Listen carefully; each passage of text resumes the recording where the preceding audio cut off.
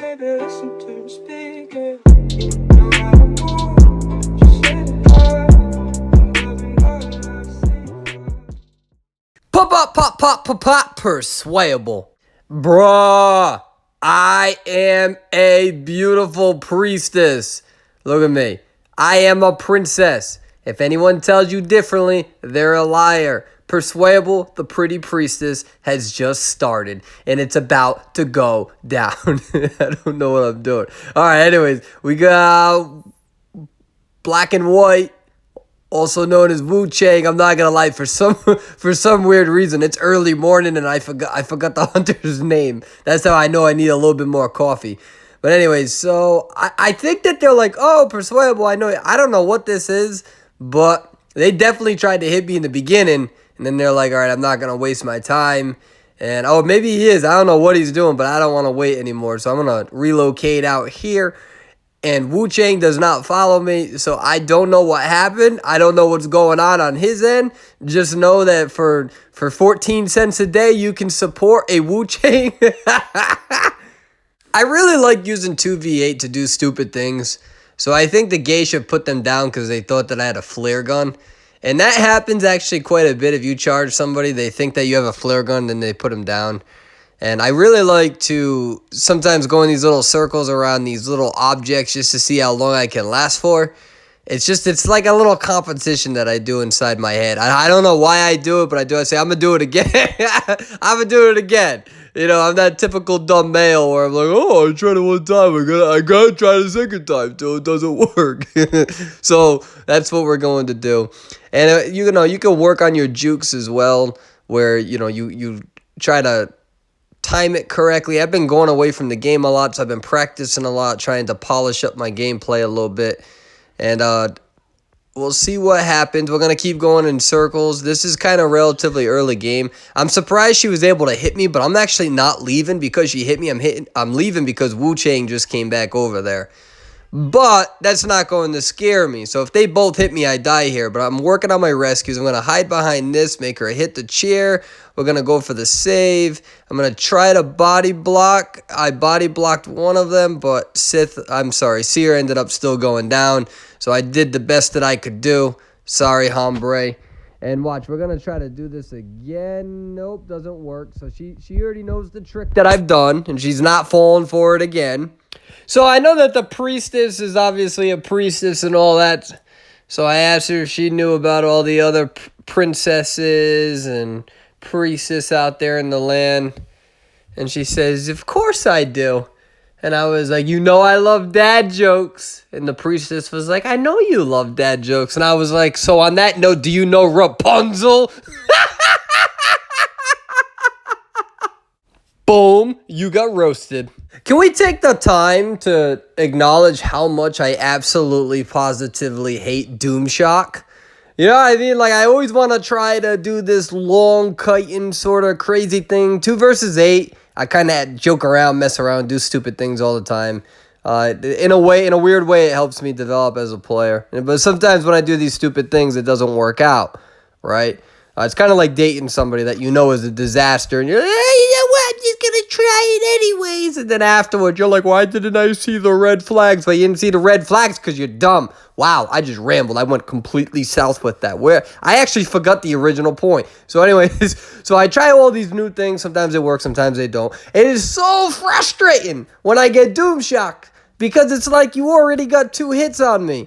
So, you know what I mean? Like, in my head, I want the hunter to know, like, you lucky boo that you only got to get 1 more hit on me. You know? Like, I want to go in the game lobby and be like, lucky Doomshock. But that's so toxic. You know? It's not like it's the hunter's fault. They're playing the game. It's part of the game. But yeah, I don't know the point of this whole little, like, 1-minute spiel. But now you know.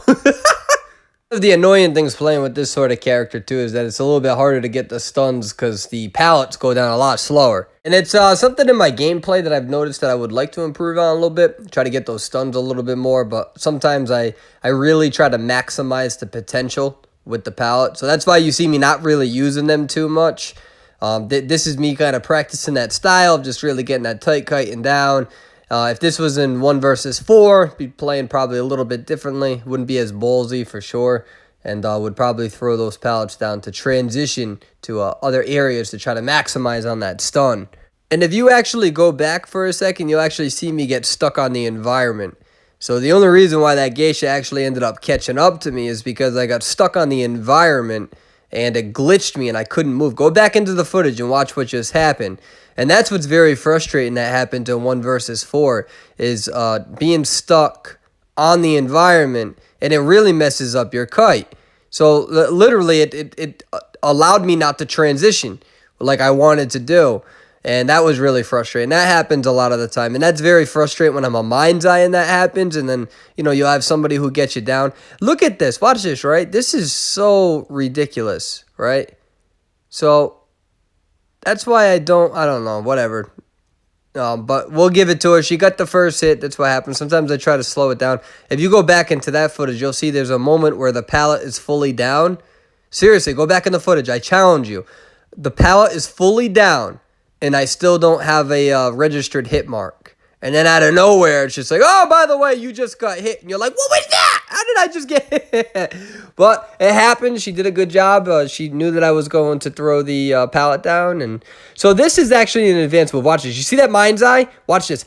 So what I did, see, this is what's annoying about gameplay footage, is that you're probably like, what did you just do? Why is this in the clip? All right. So what I just did is I actually saved the mind's eye's life. And that's why the geisha's about to leave. That mind's eye was running away, right? And what I did is I kind of came out and then I pretended like I was running towards this pallet. And she charged me thinking that it was the mind's eye. And it wasn't the mind's eye. And it gave enough time for the mind's eye to hide. And the geisha just ended up giving up on the mind's eye. So like that's what's annoying is when you see... I can't believe the puppet just got that. Sometimes what you'll see is you'll see these little moves that occur and people are like, why? What's the significance? And it's like, we just literally outsmarted the hunter. That's what just happened. All right, watch this rescue. This is a pretty cool rescue. Well, in hindsight, there's really nothing too crazy about it. Just put a portal down, rescue, and then the person gets in the portal with you. It's very romantic, and the priestess and the doctor live happily ever after as they're both, I don't know. I'm awkward. You're going to see me now practice a little bit of the rescues with Priestess. I do like to use the wand or the magician's wand with her. I think it's really fun to use. Definitely not the same sort of wand that we saw in Season 1. It was a lot easier to see.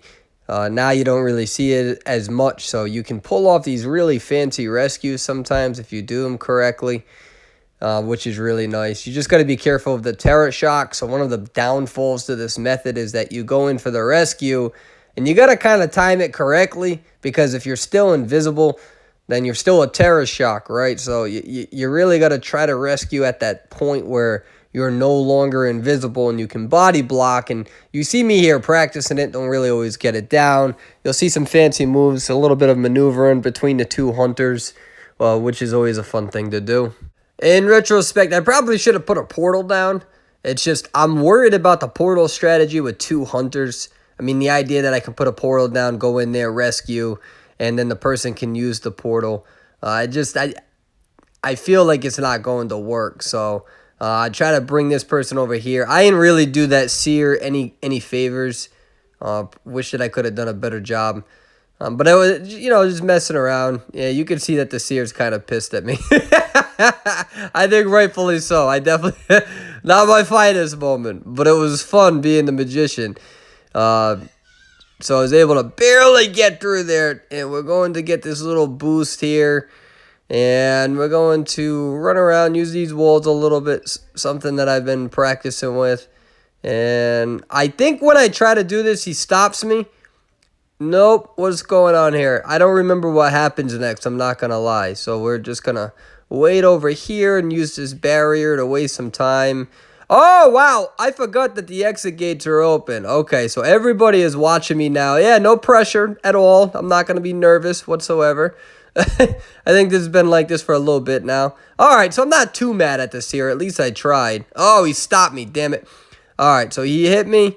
Ooh, he doesn't have detention. Well, that really helps out a little bit. All right, so I got that portal over here, and I would really like to make my way to that portal.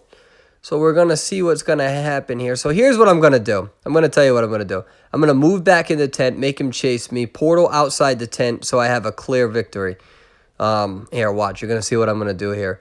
So he's going to start chasing me because he's like, I don't want to lose him. So he's going to chase me. We're going to portal, and that's exactly what I planned on doing, and we're going to make our way towards this portal. And yeah, and then there should be another portal back at the carousel, the broken one, so we can use that. He's going to... I believe he has teleport, so he's going to teleport over.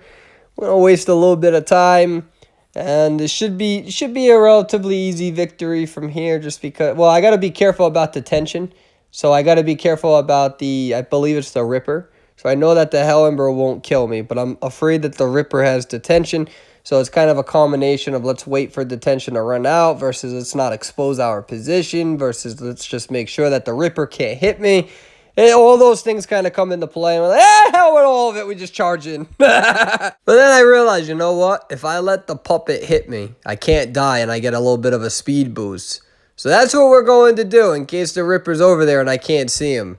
Oh, yep, he's there. And woo, we're able to avoid that a little bit. All because of the speed boost. So that was, or he let me get away. I actually don't know. I'm not going to pretend that I know. All I know is that we survived. I will survive. All right, I'll never do that again. I apologize, especially if you have earphones in. So this is what gets annoying is that I get double teamed in the beginning of the match. And these are actually top players. These are good players. I know exactly who they are. And if they're watching, they know who they are. So I get rammed from behind, which is not something that, okay. So I get double hit. And then, like right away, I'm super salty. Like, behind the screen, I am super mad, right? Like right now, I'm all like making jokes like, oh my God, Perswayable, you're so funny. I can assure you I was saying some very mean things in my head. I was like, oh, these trash bags, they got a double team. I was so mad. But I know the Feaster is still running after me. So you're probably like, how do you know that? Well, you can tell by the heartbeat. And I'm just going to use the Priestess's portal to mess around a little bit. If he has to tackle down the portal, then he's wasting time. Again, I don't want to use these pallets right away. I don't want to just start wasting them. I'm not going for any stuns or anything right now, so we're going to keep looping. And this is why, genuinely speaking, I don't know how people die to a Feaster in the early game anymore. Like, he's just so easy to kite. This is a good hunter. It's just... I know the player. The player is a good hunter. It's just Feaster's so slow. So they got their double hit on me, and they end up losing this match. They both pretty much double teamed me in the beginning. The Ripper should have stood on top of me or stayed on top of me with the Feaster and didn't just leave it to the Feaster's responsibility to kill me. It's a common tactic in 2 versus 8. So what I'm going to do is I'm going to lay down and I'm going to take a break because I'm a little tired because I just did a lot of running. Call me a marathoner. Priestess ain't supposed to run. That's for the peasants. What I really like about 2v8 is that although I am a pretty Priestess, sometimes I do lower myself to the peasant level and decide to body block for my soldiers. I don't know what I'm doing. I'm like trying to role play, but I'm like really bad at it. Anyways.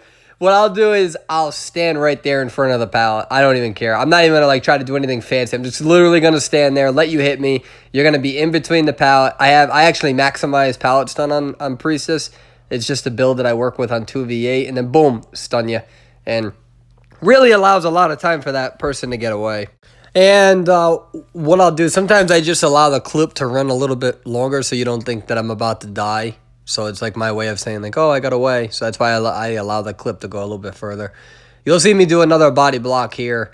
And, you know, it's those little things that matter. I feel a lot of people don't get this down in the lower ranks, and you need to. If you see a person who's running, you go and you body block and you do your thing and allow them to live even a little bit longer. Those extra 10 seconds could have been the difference between your team winning versus not.